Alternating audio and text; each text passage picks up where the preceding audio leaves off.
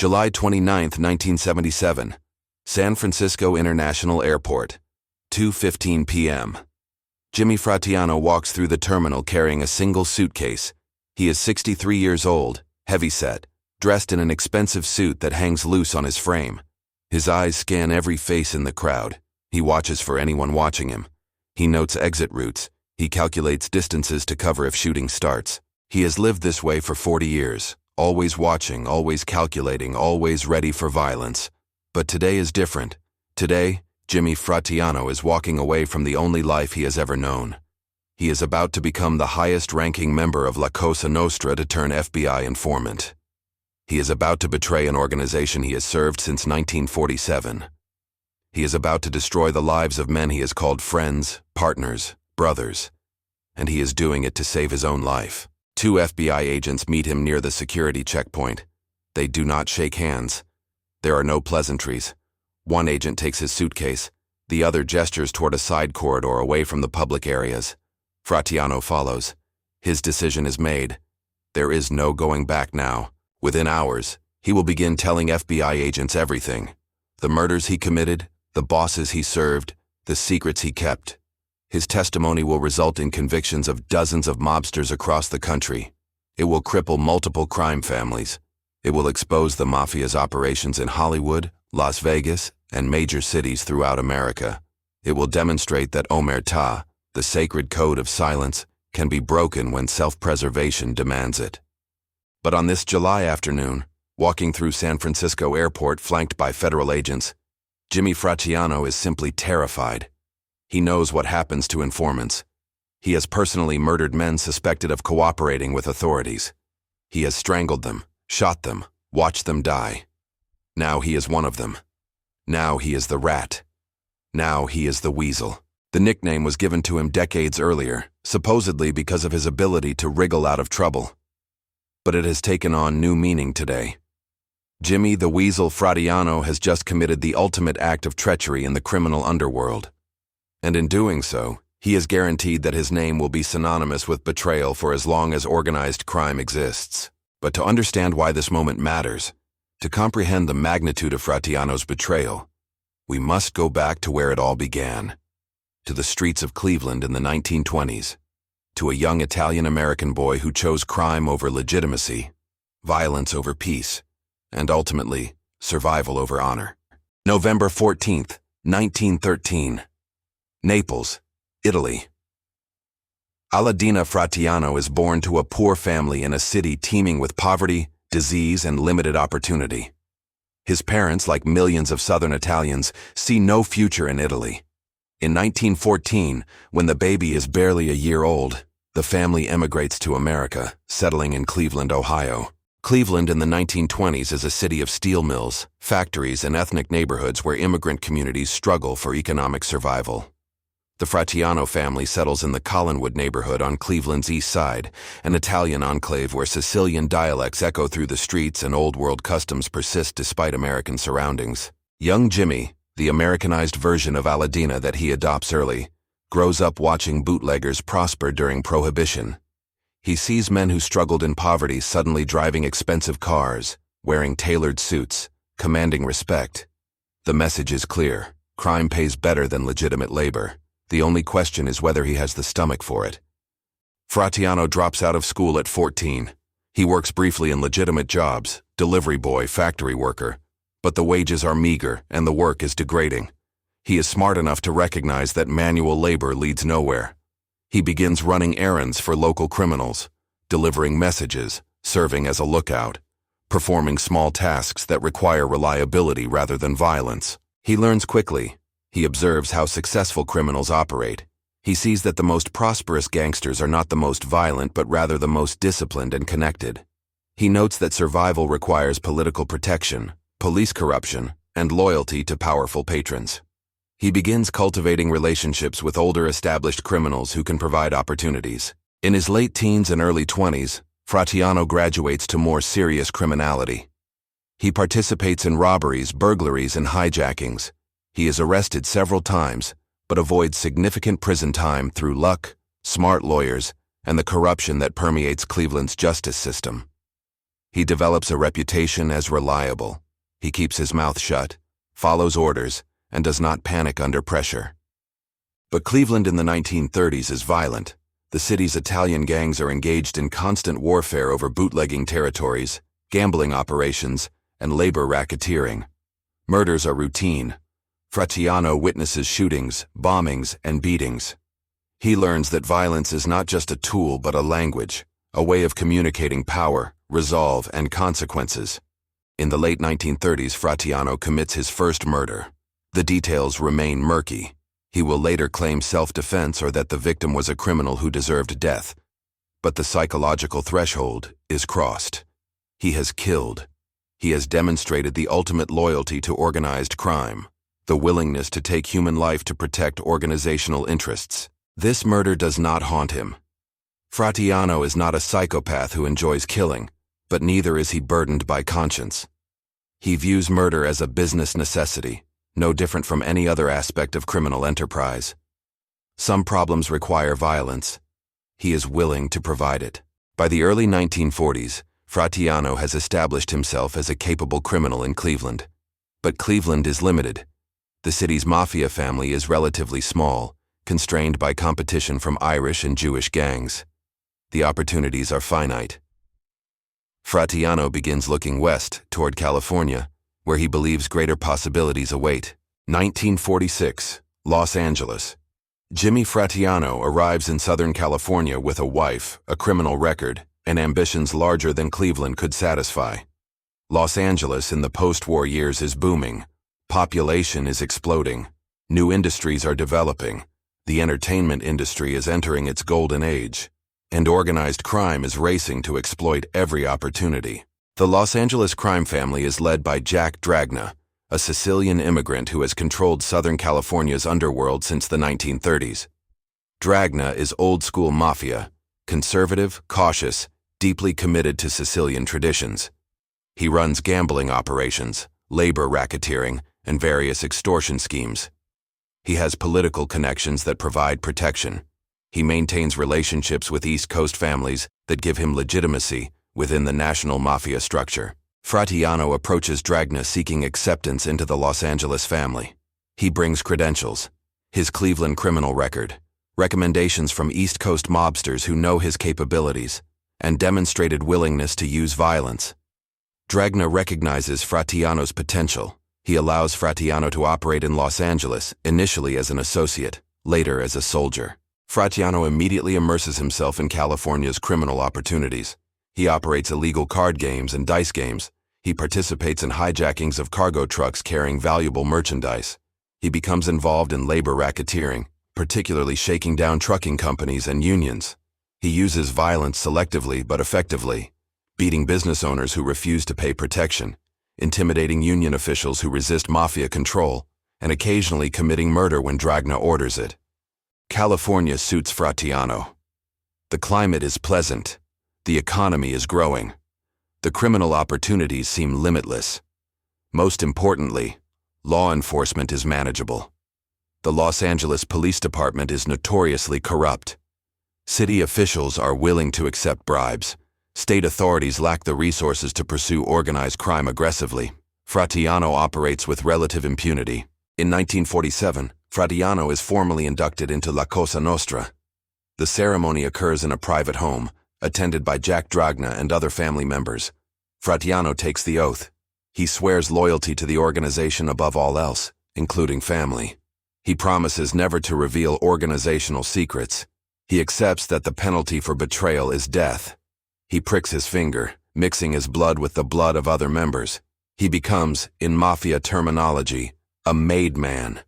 This induction is the culmination of Fratianno's criminal ambitions. He is now a full member of one of the most powerful criminal organizations in America. He has achieved status, protection, and earning opportunities beyond what legitimate society could ever offer an Italian immigrant with minimal education. He has everything he wanted, except it is never enough. The Los Angeles crime family's most lucrative racket in the 1940s and 1950s is labor racketeering in the entertainment industry. Hollywood studios employ thousands of workers, set builders, electricians, teamsters, projectionists. These workers are organized into unions. and unions can be infiltrated, controlled, and exploited. The strategy is straightforward. Place mafia associates in union leadership positions, then use that control to extort money from studios and divert union pension funds. The studios pay to avoid strikes that would halt production. Union members pay dues that are embezzled. The pension funds are loaned to mafia-connected businesses at favorable rates or simply stolen.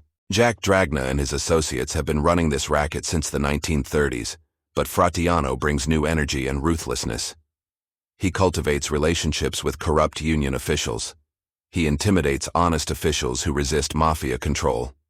He arranges for associates to be placed in key union positions, and when necessary, he uses violence to enforce compliance. One of Fratianno's key relationships is with Sidney Korshak, a Chicago lawyer with extensive mafia connections, who operates as a fixer between organized crime and Hollywood studios. Korshak is extraordinarily sophisticated, a graduate of DePaul University College of Law who dresses impeccably, speaks eloquently, and moves comfortably in both criminal and legitimate worlds. He negotiates deals that benefit the mafia while maintaining plausible deniability about his criminal associations. Through Korshak and others, Fratianno gains access to Hollywood executives, producers, and stars. He is invited to parties, premieres, and social events where criminals mingle with celebrities. He befriends actors and directors. He provides favors, helping secure financing for films, resolving labor disputes, providing protection. In return, he receives money, access, and the thrill of operating at the intersection of crime and glamour. But Hollywood is not merely about status. It is about money. The sums flowing through the entertainment industry in the 1950s are staggering. A single major film can cost millions to produce and earn tens of millions in revenue. Union pension funds contain millions of dollars. The potential for theft and extortion is enormous. Fratianno participates in multiple schemes. He helps arrange loans from union pension funds to mafia-connected businesses, with kickbacks flowing back to family members. He extorts money from producers who want to avoid labor problems. He facilitates deals where studios pay the mafia to ensure smooth production. Every transaction generates profit. He also commits violence on behalf of Hollywood interests. Troublesome union organizers are beaten or murdered. Competitors are intimidated. Anyone who threatens profitable arrangements faces consequences. Fratianno is not squeamish about using violence to protect the Hollywood rackets. By the mid-1950s, Jimmy Fratianno is one of the most powerful and wealthy members of the Los Angeles crime family. He has a beautiful home, expensive cars, and a lifestyle that rivals legitimate businessmen. He has respect within the criminal underworld. He has connections that extend to New York, Chicago, and other major cities. He has achieved extraordinary success for a Cleveland street criminal. But success in the mafia creates vulnerabilities. The higher you climb, the more enemies you accumulate. The more you earn, the more others covet your position. And the more you know, the more dangerous you become to those who prefer secrets remain hidden. Las Vegas in the 1950s and 1960s is organized crime's greatest creation. The city is built on mafia money, mafia connections, and mafia expertise in casino operations. While the casinos are nominally owned by legitimate businesses, the reality is that multiple crime families have hidden interests in various properties. These interests generate enormous profits through skimming, stealing casino revenue before it is counted and taxed. Fratianno becomes involved in Las Vegas operations through his relationships with mobsters from multiple families. He helps arrange financing for casinos. He assists in placing trusted associates in key positions within casino management. Most importantly, he helps organize the skim, the systematic theft of millions of dollars from casino counting rooms. The skim operation is sophisticated. Casino revenue comes primarily from gambling, slot machines, table games, sports betting. This revenue is supposed to be counted, recorded, and reported to state authorities for taxation. But before official counting occurs, trusted individuals remove cash, skimming it off the top. This cash is then divided among the crime families that have interests in the casino. The amounts are staggering. A single major casino might skim hundreds of thousands of dollars monthly. With multiple casinos operating skims, the annual take reaches tens of millions of dollars. This money flows to families in New York, Chicago, Cleveland, and other cities. providing enormous profits while avoiding taxation. Fratianno's role is primarily logistical and enforcement. He helps identify casino employees who can be trusted with skim operations. He provides muscle when necessary to intimidate witnesses or eliminate problems. He serves as a courier, sometimes transporting skim money to bosses in other cities.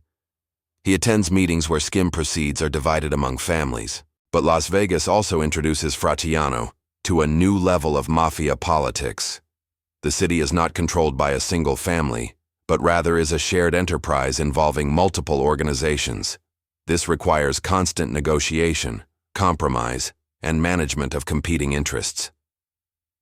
Disputes over skim percentages, casino control, and territorial boundaries must be resolved through discussion rather than violence, though violence remains an option when negotiation fails.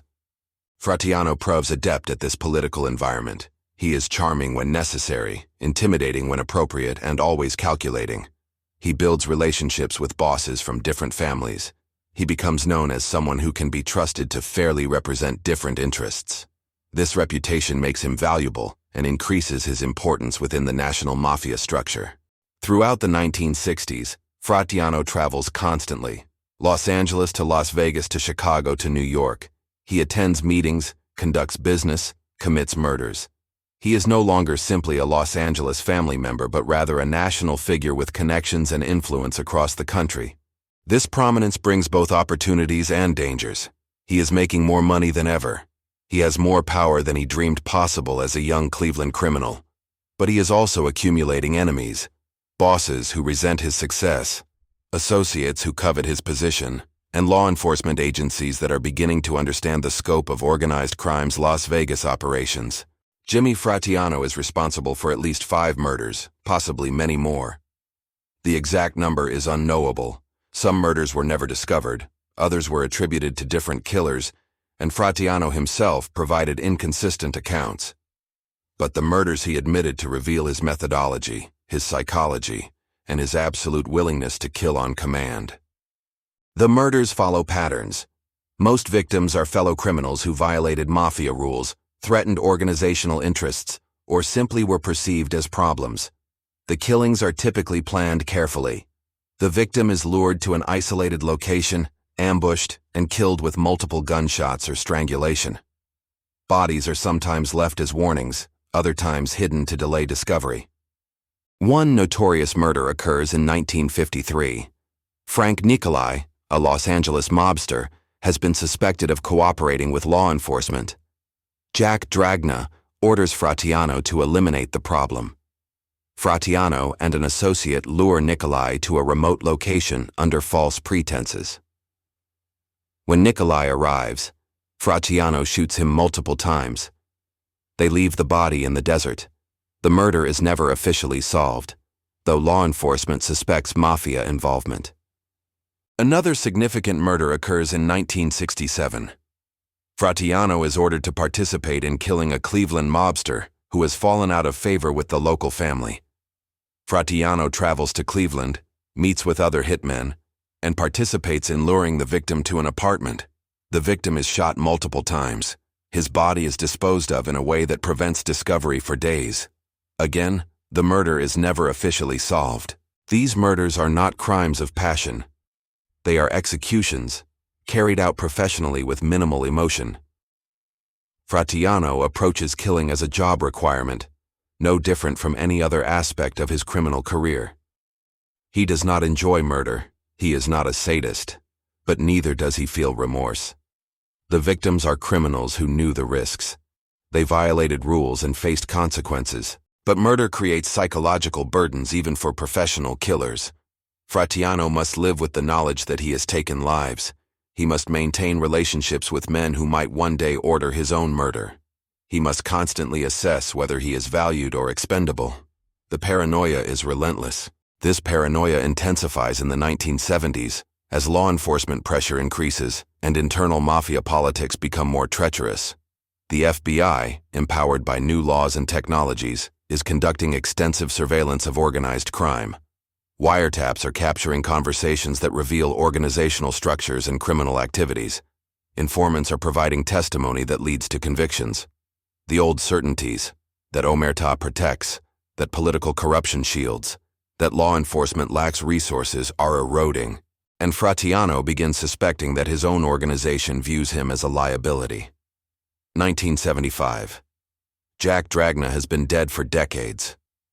The Los Angeles crime family has passed through several leaders, each weaker than the last. The family is in decline, beset by internal conflicts, law enforcement pressure, and competition from other criminal organizations. The current boss, Dominic Brooklier, is facing federal indictment. The family needs interim leadership. Jimmy Fratianno is appointed acting boss. This promotion represents the peak of Fratianno's criminal career. He is now the leader, however temporarily, of one of the oldest mafia families in America. He has authority over dozens of maid members and hundreds of associates. He controls rackets generating millions of dollars annually. He represents the Los Angeles family in dealings with other organizations. But the position is precarious. Fratianno is acting boss precisely because the real boss is incapacitated. When Brooklier's legal problems are resolved, either through acquittal or after serving his sentence, Fratianno will be expected to step aside. Moreover, some family members resent Fratianno's promotion. They believe others deserve the position. They question whether Fratianno can effectively lead. Fratianno attempts to prove himself through aggressive expansion of family operations. He pursues new casino skimming opportunities. He expands labor racketeering into new industries. He orders the murders of rivals and potential informants. He tries to demonstrate strength and capability. But the challenges are overwhelming. The Los Angeles family is weak compared to East Coast organizations. It lacks the political connections, the financial resources, and the manpower to compete effectively. Moreover, federal authorities are intensifying investigations.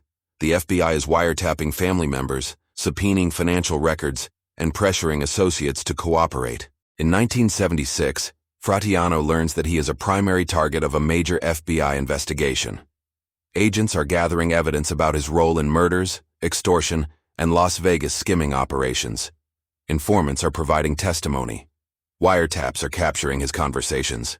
The FBI is building a comprehensive case that could result in multiple life sentences. Fratianno's response is to tighten security. He reduces face-to-face meetings. He uses payphones and coded language. He attempts to identify informants within the family.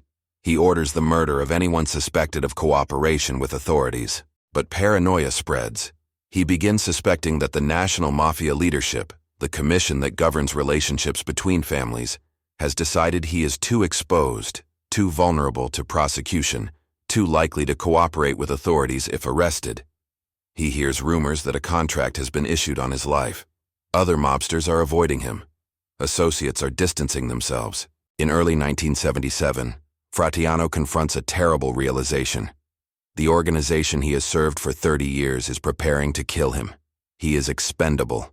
His decades of loyalty, his countless murders, his faithful service, none of it matters. He is perceived as a threat, and the Mafia eliminates threats. Jimmy Fratianno faces a choice. He can wait for assassination, hoping his suspicions are wrong. He can attempt to flee and live in hiding, constantly watching for hitmen. Or he can do the unthinkable. He can become what he has always despised.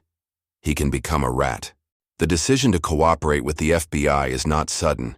It evolves over months as Fratianno's situation deteriorates. He consults with his wife, one of the few people he trusts. He weighs his options. He considers his age. He is 63, too old to run forever. He thinks about prison, decades behind bars followed by assassination. He thinks about his grandchildren and whether he wants to die violently. In July 1977, through an intermediary, Fratianno reaches out to the FBI. He signals willingness to discuss cooperation. FBI agents, who have been investigating him for years, immediately recognize the opportunity. Fratianno is the acting boss of a major crime family. He has knowledge of murders, racketeering operations, and organized crime's national structure. His testimony could result in hundreds of convictions. But the FBI is also cautious. Fratianno is a killer. He has murdered at least 5 people, possibly more. He has committed countless other crimes. Offering him immunity or reduced sentences will be controversial. Prosecutors will face criticism for making deals with murderers. But the FBI believes Fratianno's information is worth the moral compromise. Negotiations occur over several weeks. Fratianno demands witness protection, relocation, and financial support for his family. The FBI offers protection, but insists Fratianno must testify truthfully and completely. Any lies, any withholding of information will void the agreement and expose him to full prosecution. On July 29, 1977, at San Francisco International Airport, the deal is finalized. Jimmy Fratianno officially becomes a federal informant. He boards a plane with FBI agents and disappears into witness protection. His old life is over. His identity will change. He will never again walk freely in the neighborhoods where he once commanded respect. The debriefing begins immediately and continues for months. FBI agents question Fratianno for hours daily, extracting every detail of his criminal career. He describes organizational structures, identifies bosses and soldiers, admits to murders, explains criminal operations. He provides information about Las Vegas skimming, Hollywood extortion, labor racketeering, and political corruption. Most damagingly, he provides information about specific murders and the bosses who ordered them. He describes how victims were lured, who pulled triggers, where bodies were buried. He implicates dozens of mobsters in murder conspiracies, providing testimony that will be admissible in court. The Mafia's response is immediate and furious. Word spreads through the underworld. Jimmy Fratianno has flipped. The Weasel is cooperating. Every boss, every soldier, every associate who ever worked with Fratianno suddenly faces potential prosecution. Conversations they had years earlier, crimes they committed together, secrets they shared. All of it is now in FBI hands. The commission issues a contract on Fratianno's life. The reward is substantial. Reports suggest up to $1 million. Every Mafia family in America is searching for him. Hitmen are put on alert. Associates who might know his location are questioned. The organization that Fratianno served for 3 decades is now dedicated to killing him. But Fratianno is protected by the full resources of the federal government. He is hidden in safe houses. His identity is concealed. FBI agents guard him constantly. The Mafia, despite its extensive resources and nationwide reach, cannot find him. And Fratianno keeps talking. The prosecutions begin in 1978 and continue through the early 1980s. Jimmy Fratianno testifies in multiple trials across the country, providing evidence that results in dozens of convictions. His testimony is devastating. He describes murders in vivid detail. He identifies bosses who ordered killings. He explains organizational structures and criminal operations. He is cross-examined for days by defense attorneys who attack his credibility, his character, and his motives. But his testimony holds up. In Los Angeles, Fratianno testifies against members of his former family, including Dominic Brooklier. He describes murders, extortion schemes, and racketeering activities. His testimony, combined with other evidence, results in multiple convictions. The Los Angeles crime family, already weakened, is effectively destroyed. In San Francisco, he testifies against bosses and soldiers involved in labor racketeering and murder. Again, convictions follow. The San Francisco family is crippled. In Cleveland, Fratianno provides crucial testimony about murders and organized crime activities stretching back to the 1960s. Cleveland mobsters who believed they were safe from prosecution suddenly face life sentences based on Fratianno's testimony about decades-old crimes. The trials attract massive media coverage. Fratianno is portrayed as both villain and witness, a killer who murdered for profit now claiming moral authority by testifying against former associates. Defense attorneys argue that Fratianno is lying to save himself, that his testimony is bought and paid for by prosecutors offering leniency. They point out that he is admitting to murders while his victims' families receive no justice. But prosecutors argue that Fratianno is simply telling the truth. Yes, he is a criminal. Yes, he committed terrible crimes. But his testimony is corroborated by physical evidence, by other witnesses, by wiretaps and surveillance. He is not inventing accusations.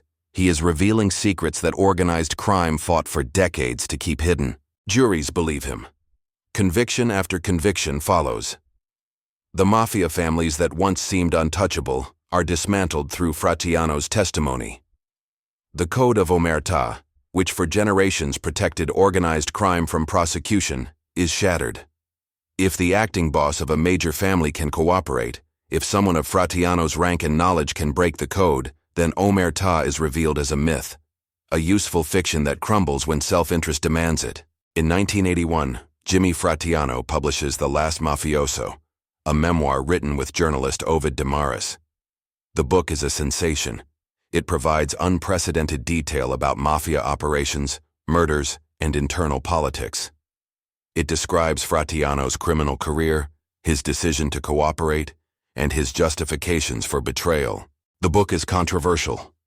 Critics argue that Fratianno is profiting from his crimes, that he is glorifying violence, that he deserves no platform. Victims' families protest that Fratianno is receiving money and attention while their loved ones are dead. Some question whether Fratianno is telling the truth or embellishing for dramatic effect. But the book is undeniably compelling. Fratianno describes murders with chilling matter-of-factness. He explains mafia rituals, codes, and decision-making processes. He reveals the banality of organized crime, the endless scheming over money, the petty disputes escalated to murder, the constant paranoia. He portrays the mafia not as a romantic brotherhood, but as a brutal business where life is cheap, and loyalty lasts only until self-interest dictates otherwise. The Last Mafioso becomes a bestseller. It is widely reviewed, extensively quoted, and used as source material for subsequent books and films about organized crime.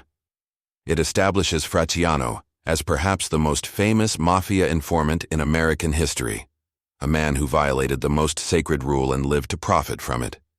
But the book also ensures that Fratianno will never be safe. Every copy sold reminds the mafia that he is alive and thriving.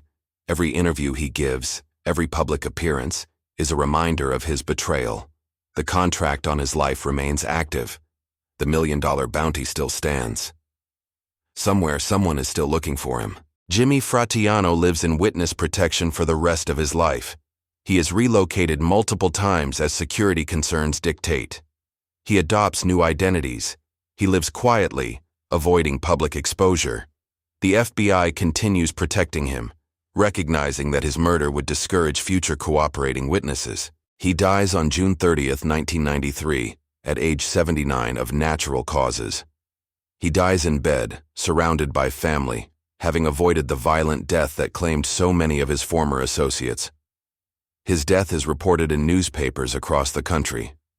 Obituaries describe him as the highest-ranking mafia member to ever turn informant, a killer who became a witness, a man who broke the code and survived. The mafia's reaction to his death is muted. By 1993, many of the men Fratianno betrayed are dead or imprisoned. The families he helped destroy have not recovered. Organized crime itself is in decline, beset by aggressive federal prosecutions, the proliferation of informants, and changing criminal markets. In a sense, Fratianno's cooperation was both symptom and cause of the mafia's decline. He flipped because the organization was weak enough to consider killing him. His testimony weakened it further, demonstrating that even senior members would cooperate when survival demanded it. His success as an informant encouraged others to follow his path, creating a cascade of cooperation that has never stopped. Today, more than 3 decades after his death, Jimmy Fratianno remains a controversial figure. To law enforcement, he represents a crucial breakthrough, proof that even the most hardened criminals will cooperate under the right circumstances. To prosecutors, he demonstrated that insider testimony, despite its moral complications, can dismantle criminal organizations. To the general public, he embodies the fascinating paradox of the criminal-turned-witness. But to the mafia, to the few remaining members of an organization he helped destroy, Jimmy Fratianno will always be the Weasel, a rat who chose survival over honor, who valued his own life above all else, who committed the unforgivable sin of betrayal and prospered from it. The judgment of history is more nuanced. Fratianno was a killer who admitted to at least 5 murders and likely committed more. He terrorized honest citizens, corrupted institutions, and enriched himself through violence and extortion. He deserves no sympathy for his criminal acts. But his decision to cooperate, however motivated by self-preservation, resulted in the conviction of dozens of violent criminals and the dismantling of multiple organized crime families. His testimony exposed the reality of the Mafia, stripping away the romantic mythology and revealing the brutal business underneath. His cooperation encouraged others to follow, creating a precedent that continues to this day. Jimmy Fratianno died in his sleep, a fate denied to many of his victims. He lived long enough to see the organization he betrayed diminished almost to irrelevance. He profited from books and media appearances. He avoided prison and violent death. In the world of organized crime, where loyalty is demanded but rarely reciprocated, where honor is proclaimed but seldom practiced, where death is the penalty for disloyalty, Jimmy the Weasel Fratianno made the ultimate calculation. He chose life over death, cooperation over execution, survival over omerta, and he won.